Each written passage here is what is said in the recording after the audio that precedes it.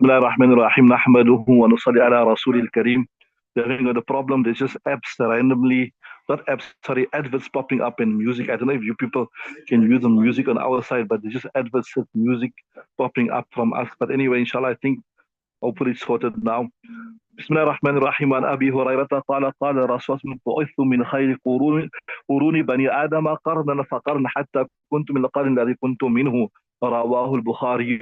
I gave you the literal translation means I have been sent from the best of epochs and eras from Bani Adam, epoch after epoch, until I was in the epoch, the one I was sent in it. Now, that is the literal translation. But the understood translation of this hadith is that we know that initially Allah subhanahu wa ta'ala created Adam alayhi salam and all his progeny. And his progeny was in the back of Adam alayhi salam, right? And like that, the seed gets transferred from father to father to father to father, right? So what he's saying in this hadith, the understood translation is that Nabi Sallallahu Alaihi Wasallam's seed, it transferred from generation to generation to generation. And then Allah Ta'ala made it as such when the best of Allah Ta'ala's creation or the best generation appeared, Allah Ta'ala then made that seed manifest himself. So in other words, in some words, Allah Ta'ala resurrected or he gave life or he decreed that Nabi Sallallahu Alaihi Wasallam be born in the best generations or the best of mankind, right? And this is also borne out by another statement of Hazrat Mas'ud. We done this, remember, that Allah Ta'ala, ittala Allah ala qulubil mu'mineen. Allah Ta'ala look at the heart of the believers, and then He chose the Sahaba Ikram as the companions of Nabi Sallallahu Alaihi Wasallam. Remember, so we learn two things here. One is that Nabi Sallallahu Alaihi Wasallam was the best of creation, right? And then, in addition to Nabi Sallallahu Alaihi Wasallam being the best of creation, Allah Ta'ala made it as such that Nabi Sallallahu Alaihi Wasallam also be born in the best of his creation, right? Are you with me? So in other words, because Nabi Sallam was so noble, he was so great, and he came with a noble mission, etc., etc. In addition to that, Allah Ta'ala made it such that He have noble, great people that will take His message forward. You understand? Because if He had all the greatness and all the virtue, but if He had no one to be with Him, right, then it means nothing. Are you with me? There's just some tahqiq of the actual. So that is the meaning of the hadith. Qurun, the Jamas qarnun, like times, epoch, era, like what, or we can say like generation, or you could even refer to like, here they say 100 years. So in other words, Nabi saw some seed. It moved from generation to generation. And then when it came into the best generation, the people who had, now you might ask the question, we know that prior to Islam, Ayyam Jahiliyyah, the people of that era were decadent. You know, you done all in your you done your Qasas part 5, how bad it was, Qalatil Fatratu, etc. etc. So do you say, but you saying that Nabi Sallallahu appeared in the best of generations? What does it mean then that times were so bad and Nabi Sallallahu came when people were at the worst, when darkness was most rampant? Answer is pretty simple. That even though maybe there was darkness, there was zulmat, there was ignorance at that time, but people had the most potential at that point in time. They were like, so to say, shining, like you say, diamonds, uncut diamonds, raw diamonds, unpolished, mined gold. And because the Nabi Sallallahu made it such that Nabi Sallallahu make his appearance at that time when people had the most potential. And obviously Nabi Sallallahu Alaihi Wasallam, he harnessed that potential and he brought out the best in them.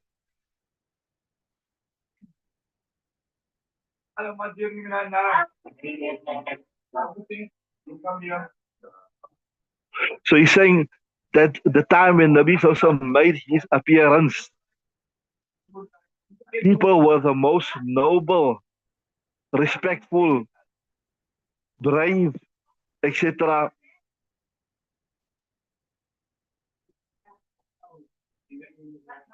Then I told you also according to us, the Ahlus Sunnah wal Jama'ah, Nabi Sallallahu Alaihi Wasallam was born in the most noble of times, amongst the most virtuous person. Hence, he was also the most virtuous of the creation of Allah Ta'ala, right? So I told we mentioned this was first Nabi Sallallahu Alaihi Wasallam, then it was Hazrat Ibrahim Khalilullah, then it was Hazrat Nuh alayhi salam, there was Musa Kalimullah, there was Isa Ruhullah, right? Okay, read the next hadith.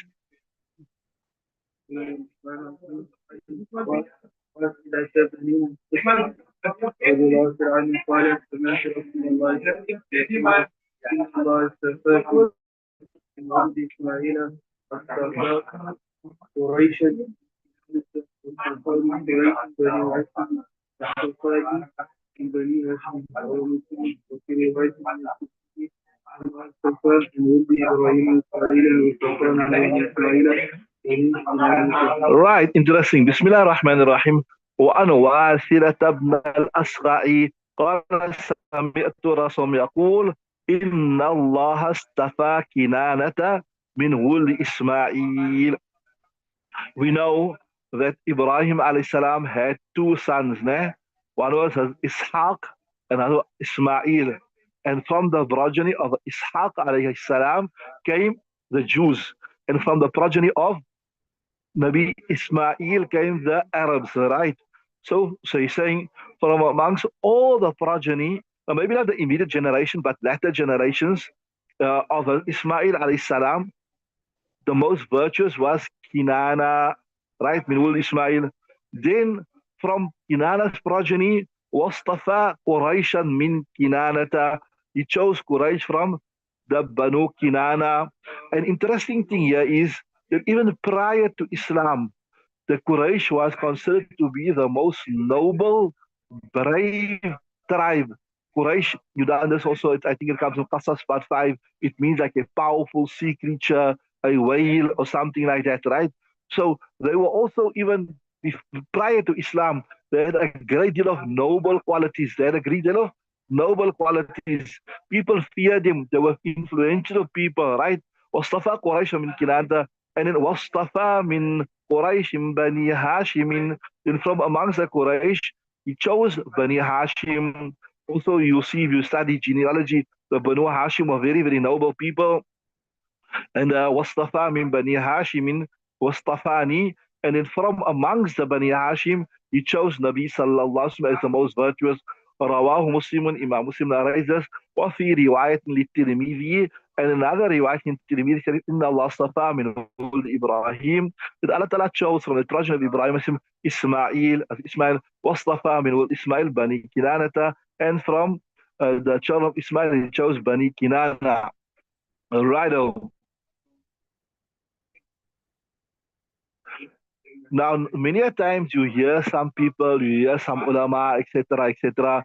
They mention the progeny of Nabi Sallallahu Alaihi Wasallam, right till Adam alayhi salam, right?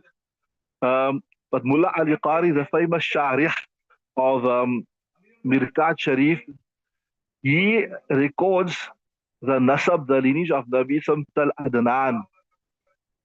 And he says that beyond Adnan, that is not proven with authentic riwayats. In fact, there is a riwayat of Nabi Sallallahu where he says that the genealogists, when they mentioned my genealogy or my nasab beyond Adnan, they are lying.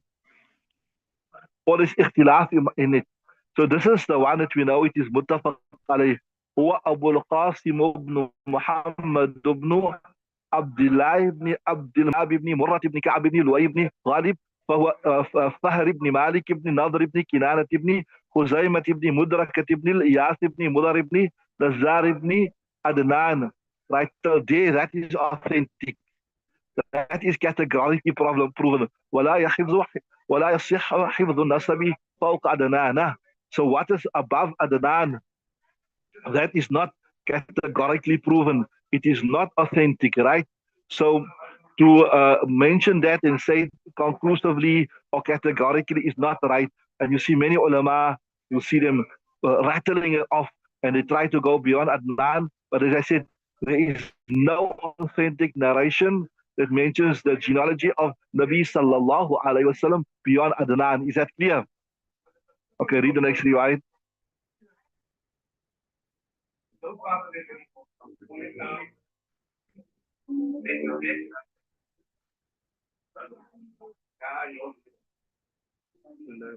Inshallah, it seems like the problem is sorted. Inshallah, you're not here. You're battling it out. You're battling it.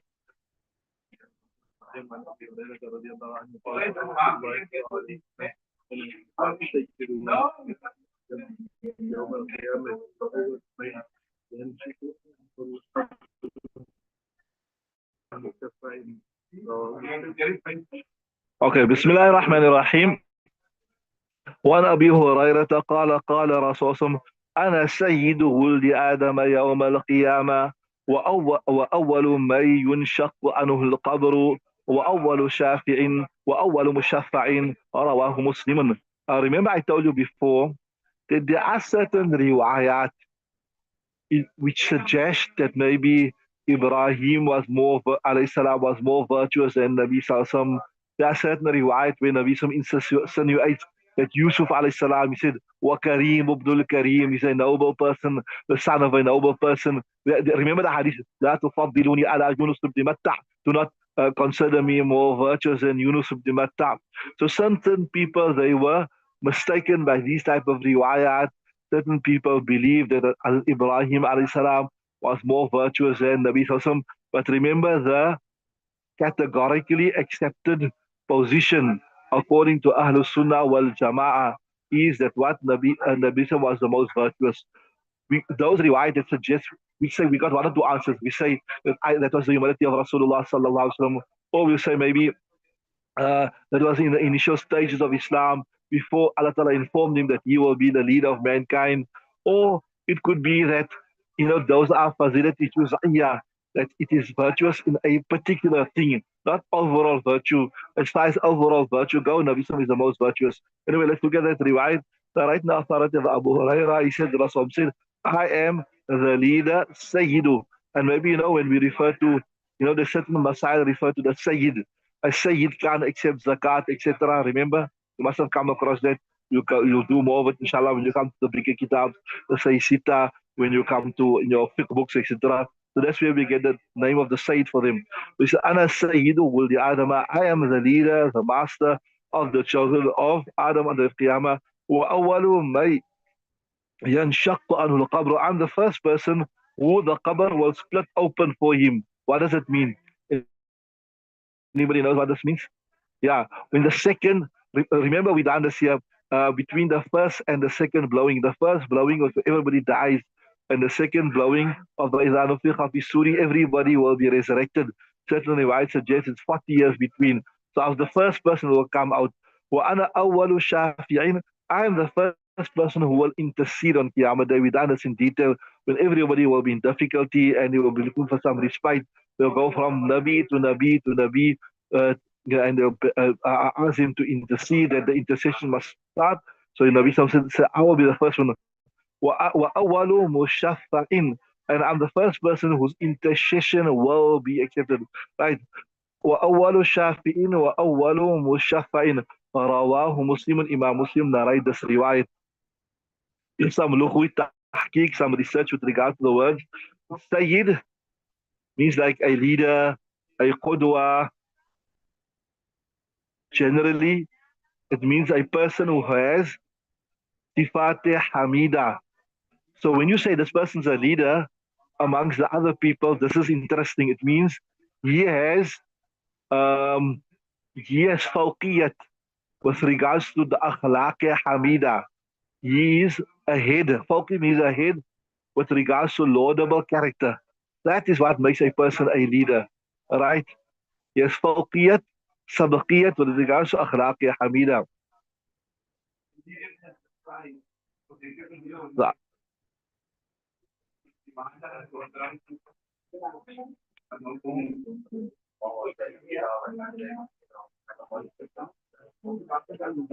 So, although in this dunya, in the Sallallahu in his time, for example, he was the leader of all the people, but this will manifest itself to the highest degree on Qiyamah. Why? For two reasons, it will manifest itself to the highest degree. First is all of creation from Adam alayhi salam till the last person will be there. That's the first reason. And the second reason why it will manifest itself in that to the highest degree is because remember in this dunya, currently there's certain people that don't accept the virtue of Nabi Sallallahu Alaihi Wasallam, the non-Muslims. Yes, you get a lot of Muslims, they say that Nabi was a great person, he had laudable qualities, he was a reformist, he brought about the reformation, etc., etc. But they don't accept me as a Nabi. Certain people even abuse him, na'udhu. They call him a warlord and all that type of thing. So the greatness of Nabi sallallahu alaihi wasallam did not manifest itself to the highest degree in this dunya. The greatness will be unanimously accepted and unanimously agreed upon on Qiyamah Day. Even the non-Muslims, they will have to accept the greatness of Nabi Sallallahu Alaihi Wasallam. They won't have a choice to deny the greatness of Nabi Sallallahu Alaihi Wasallam. So that's what we're saying, that the greatness of Nabi Sallallahu Alaihi Wasallam, it will manifest itself in the highest possible form on the day of Qiyamah. That is why Nabi Sallallahu Alaihi Wasallam will be to the greatest extent the leader of mankind in on Qiyamah Day, right? Okay, read the next riwayat. وعن انس رضي الله عنه قال قال رسول الله صلى الله عليه وسلم انا اكثر الانبياء تبعا يوم القيامه وانا اول من يقرا باب الجنه رواه مسلم. Okay, بسم الله الرحمن الرحيم. وعن أنس قال قال رسول الله صلى الله عليه وسلم أنا أكثر الأنبياء تبعا يوم القيامة وأنا أول من يقرأ باب الجنة رواه مسلم سبحان الله. Narrated on the authority of the Anas radiallahu ta'ala who said Rasul said, Ana aktharul anbiya taban, I will be the greatest of the anbiya in followers. What does it mean I'll be the greatest followers? That is on Qiyamah Day, I will have the greatest number of followers. وأنا أول من يقرأ باب الجنة, and I will be the first person to قرأ من قرأ الباب. I will be the first person to knock on the door of Jannah. Rawahu Muslimun, Imam Muslim narrates this particular riwayat. Besides this riwayat, there are many other riwayat also where Nabi sallallahu alaihi wasallam speaks about his joy, his happiness, and his pride that he will have for his great numbers on the day of Qiyamah. تزوجوا الولود الودود فإني مكاثر بكم الأمم يوم القيامة. Marry fertile, loving woman because I will be proud about my great numbers on the day of Qiyamah, right? That's what another riwayat he said that I have hope that my ummah will form two-thirds of the sufuf of the believers on the day of Qiyamah. So uh, from this you understand that to have a lot of children, right? It is from the Islamic concept.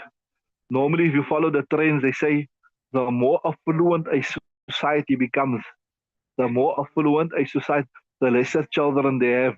The more developed the country becomes, the lesser the children. That's why if you look at like the first world countries, the developed world like America and those places that are advanced in technology, etc., etc. Just change the page, please. You see they have lesser children. I was just reading an article recently. They say, why is it that the more affluent a nation become, why is it that the more affluent a nation become, the lesser children they have? They say the more money a person have, then the more time they have to do the things they like. So they want to travel, they want to relax, they want to go on holiday. So they got more time to enjoy their life. And children are a hindrance to enjoying their life. They want to go out, they want to party, they want to eat out, etc., etc. And obviously, children is all an obstacle. And as a result of that, they have lesser children.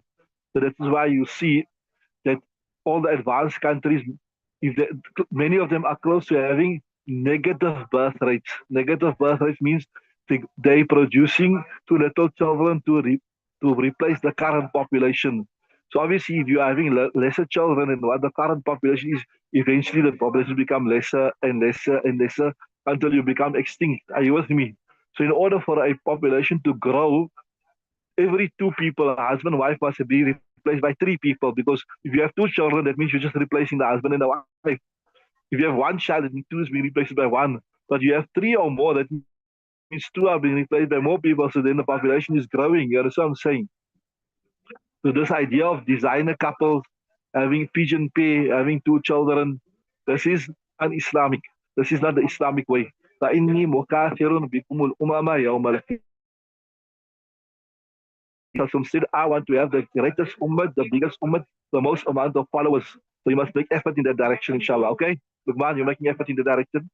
Ishmael, you're making effort in the direction, or you seek to make effort in the direction. So you must make effort in that direction, and you must intention that, Ya Allah, I'm making effort in this direction so that I can increase the followers of our beloved Nabi Sallallahu Alaihi Wasallam, or to make my Nabi proud on Qiyamah Day, that he's going to have the most followers. Okay, time is up. We have to stop there. Unfortunately, we didn't get much today because we had the glitch here. Answers were popping up, but inshallah, it seems that it is sorted out. So inshallah, tomorrow, full speed, we'll be able to move faster, better, inshallah. Sorry about that. Our apologies. Okay, we're switching over to the tafsir now. Subhanallah wa bihamdihi, subhanakallah wa bihamdika, wa nashhadu an la ilaha